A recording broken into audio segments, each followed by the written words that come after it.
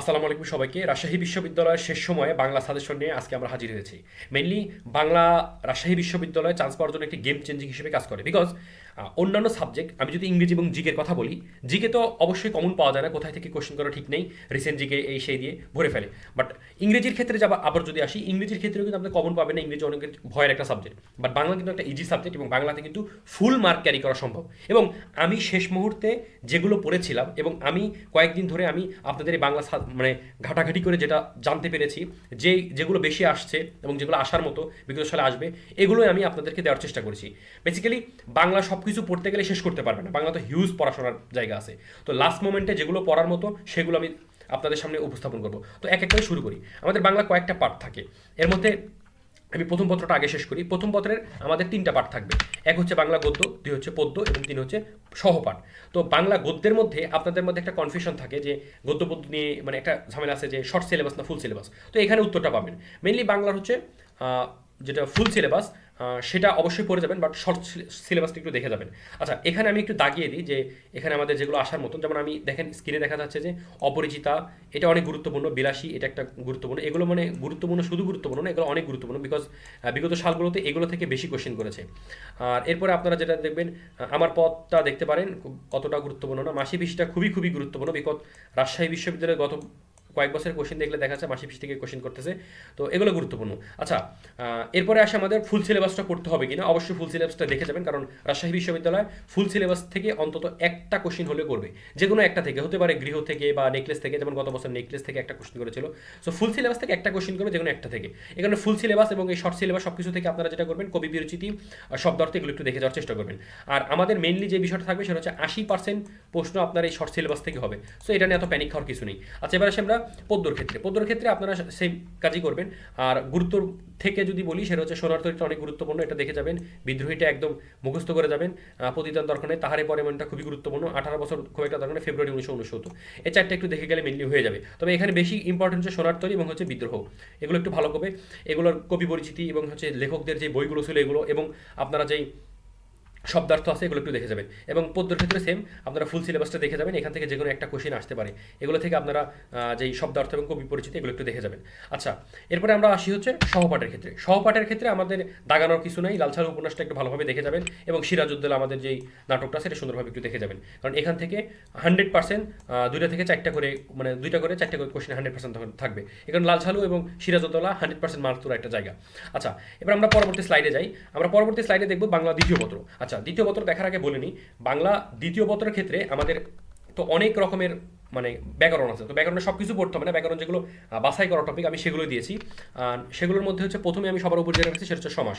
সমাসের ক্ষেত্রে আপনারা সব কিছু পড়ে যাবেন না। সমাস আমি যদি ইম্পর্টেন্টের দিকে রাখি, সেক্ষেত্রে এটা ভেরি ভেরি ইম্পর্টেন্ট, মানে এটা অবশ্যই মাস্ট রাখতে হবে। কারণ সমাসের মধ্যে অনেক কিছু আছে, বাট আপনার লাস্ট টাইমে তো সমাসে সব কিছু পড়ে যেতে পারবে না। এর জন্য সমাসের ক্ষেত্রে যেটা করবেন, সমাসের ক্ষেত্রে আপনারা বহুব্রীহি সমাসটা খুব সুন্দরভাবে দেখে যাবেন। তৎপুরুষ সমাস, এগুলো একদম খেয়ে ফেলবেন। এই দুইটা মানে বহুব্রীহি এবং তৎপুরুষ থেকে গত কয়েক বছরে বেশি আসতেছে কোশ্চেন, এবং এই ধাঁচই তারা ধরে রাখে। রাজশাহী বিশ্ববিদ্যালয়ের সব থেকে সুন্দর জিনিস হচ্ছে রাজশাহী বিশ্ববিদ্যালয় বিগত বছরের প্রশ্নের অনুযায়ী, সেই ধাঁচ অনুযায়ী এবং সেই প্যাটার্ন অনুযায়ী করে। এই কারণে রাজশাহী বিশ্ববিদ্যালয় চান্স পাওয়াটা একটু ইজি হয়। আচ্ছা, পরবর্তী যেটা থাকবে সেটা হচ্ছে বাক্য প্রকরণ। বাক্য প্রকরণে কিছু বলা নাই, পুরোটা দেখে রাখবেন। এবার সন্ধি। সন্ধি খুবই গুরুত্বপূর্ণ। সন্ধির ক্ষেত্রে আপনারা যেটা করবেন, নিপাতনের সিদ্ধ যেগুলো আছে এগুলো একদম মুখস্থ করে ফেলবেন, কারণ এগুলো থেকে আসে। এবং স্বরসন্ধি, ব্যঞ্জন সন্ধি সবগুলো একটু ভালোভাবে দেখে রাখবেন। পরবর্তী যেটা আসছে কারক বিভক্তি। কারক বিভক্তির ক্ষেত্রে দাগানোর কিছু নেই, কারণ কারক বিভক্তির বেসিকটা যদি ঠিক না থাকে তাহলে কারক বিভক্তি আসলে কমপ্লিট করা সম্ভব না। আচ্ছা, এরপরে যেটা আসছে শব্দ সম্ভার।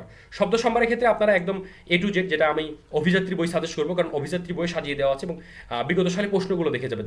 একদম বেসিক থেকে ধরে ধরে সবকিছু করার দরকার নেই। বিগত সালের শব্দ সম্ভার বা কারক বিভক্তির ওই চ্যাপ্টারে যাবেন, যাওয়ার পরে দেখবেন যে বিগত সালে যে কোশ্চেনগুলো আছে ওগুলো সলভ করে যাবেন, তাইলে আই গেস এনা হবে।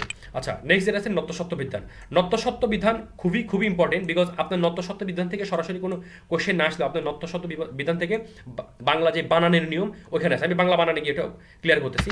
এরপরে আমাদের যেটা হচ্ছে পদ প্রকরণ। পদ প্রকরণের ক্ষেত্রে সব কিছু পড়ার দরকার নেই। আপনারা মেনলি যেটাতে ফোকাস দেবেন সেটা হচ্ছে আপনারা ক্রিয়াটা দেখে রাখবেন একটু ভালোভাবে, খুব ভালোভাবে দেখে রাখবেন, এবং হচ্ছে বিশেষণ যেটা আছে এটা সুন্দরভাবে দেখে নেবেন। মানে একটা প্রশ্ন করে বলবে যে এখানে কোনটা বিশেষণ, বা বিশেষণ বিভিন্ন যে সেকশনগুলো আছে, ক্রিয়ার যে সেকশনগুলো আছে এগুলো একটু ভালোভাবে দেখে যাবেন। এরপরে যেটা আসে সেটা হচ্ছে বানান। বানানের সাথে আমাদের নত্যসত্ত্ব বিধানটা খুবই গুরুত্বপূর্ণ। আর এই নত্যসত্ত্ব বিধানের বিগত সালেগুলো দেখে যাবেন।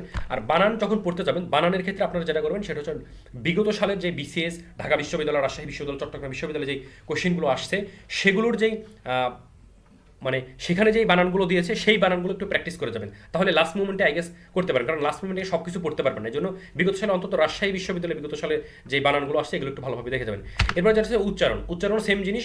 উচ্চারণের ক্ষেত্রে আপনারা বিগত সালের যেই প্রশ্নগুলো আসছে, বিগত সালে যেই ধাঁচে কোশ্চেন করছে, মানে বিগত 10 বছরের কোশ্চেন দেবেন, এখানে কতগুলো বানান আসছে ওই বানানগুলোই বেসিক্যালি একটু ভালোভাবে দেখে যাবেন এবং প্র্যাকটিস করে যাবেন, এবং উচ্চারণগুলো সেম। আচ্ছা, এরপর লাস্ট একটা যেই টপিকটা সেটা হচ্ছে খুব একটা গুরুত্বপূর্ণ না, সেটা হচ্ছে উপসর্গের ক্ষেত্রে আপনারা বিদেশি উপসর্গটা একটু ভালোভাবে দেখে যাবেন, কারণ এখান থেকে অনেক সময় কোশ্চেন করে ফেলে, এখানে না আসলে অন্য হয়তো কোনো ইউনিভার্সিটিতে আসবে। বাংলাতে ব্যাকরণে আমি এগুলো দিয়েছি কারণ সব টপিক আসলে পড়ার মতো না, কারণ আমাদের 17 এপ্রিল যেই রাজশাহী বিশ্ববিদ্যালয় পরীক্ষা হতে যাচ্ছে এখানে আমি সব কিছু পড়ে যেতে পারবো না। এই জন্য আমার কাছে মনে হয়েছে এগুলো গুরুত্বপূর্ণ এবং এগুলো পড়লে আই গেস এনাফ হবে, মানে এছাড়া আর প্যানিক খাওয়ার মতো বাংলাতে কিছু নেই। আচ্ছা, বাংলার সব থেকে ভয়ের কারণ এবং সবাই যেটা নিয়ে ভয় পায় সেটা হচ্ছে আমাদের মুখস্থ অংশ। মুখস্থ অংশের ক্ষেত্রে যদি বলতে হয়, মুখস্থ অংশের অনেকগুলো মানে একটা ভয়ের কারণ থাকে, এবং মুখস্থ অংশের একটা টপিক আছে যেটা একটু ভালোভাবে বলি ইংরেজির ক্ষেত্রে হয়, সেটা হচ্ছে আমাদের পারিভাষিক শব্দ। পারিভাষিক শব্দ এখন সব কিছু পড়ার দরকার নেই। আমি যেটা বলবো, এটিএম বই যারা মানে নিয়েছেন, এটিএম বইয়ের বিগত সালের যেগুলো আসছে শুধুমাত্র ভার্সিটিগুলো, এগুলো বিসিএস টিসিএস ধরার দরকার নেই, শুধু বিশ্ববিদ্যালয়ে বিগত সালে যেগুলো আসছে এগুলো একটু দেখে যাবেন। এরপরে সমর্থক শব্দ সেম কাজ করবেন, একটু যদি পারেন পুরোটা পড়ে যাবেন, কারণ লাস্ট মোমেন্টে আমার মনে হয় মুখস্থ পাঠটা একটু বেশি জোর দেওয়া উচিত, বিকজ লাস্ট মোমেন্টে আপনি সব কিছু পড়তে পারবেন না, লাস্ট মোমেন্টে যেগুলো ভুলে যান, যেমন আমাদের মুখস্থ অংশটা ভুলে যাওয়ার সম্ভাবনা হবে, সেই জন্য আমার মনে হয় আপনারা মুখস্থ অংশটা একটু সুন্দরভাবে দেখে যাবেন। এরপরে আমাদের যেটা হচ্ছে এক কথায় প্রকাশ, এগুলো একটু ভালোভাবে দেখে যাবেন। বিপরীত শব্দ এটা খুবই গুরুত্বপূর্ণ, রাজশাহী বিশ্ববিদ্যালয়ের জন্য বিপরীত শব্দ এবং পারিভাষিক শব্দ খুবই গুরুত্বপূর্ণ। আচ্ছা, এরপর হচ্ছে বাগধারাটা খুবই ইজি একটা বিষয়, এটা নিয়ে প্যানিক করার কিছু নেই। তো আমাদের বেসিক্যালি এই ছিল আমাদের আজকের মানে টোটাল বাংলা দ্বিতীয় পত্রের এবং হচ্ছে ব্যাকরণ, মুখস্থ অংশ এবং গদ্য পদ্য নিয়ে আমাদের আলোচনা। মানে এখান থেকে আমি যে 100% আসবে ব্যাপারটা এরকম না, কারণ 100% যারা বলে যে 100% আসবে তারা আসলে মিথ্যা কথা বলে, কারণ 100% কেউ বলতে পারে না। তবে বাংলার ক্ষেত্রে কিছুটা ধাঁচ করা যায়, কারণ বিগত সালের কোশ্চেনগুলো দেখলে বোঝা যায় যে এই টপিক থেকে আসবে। তো যাই হোক, পরবর্তী ভিডিও দেখার আমন্ত্রণ জানিয়ে আজকে এখানেই শেষ করছি, পরবর্তী কোনো এক ভিডিওতে দেখা হবে। আসসালামু আলাইকুম।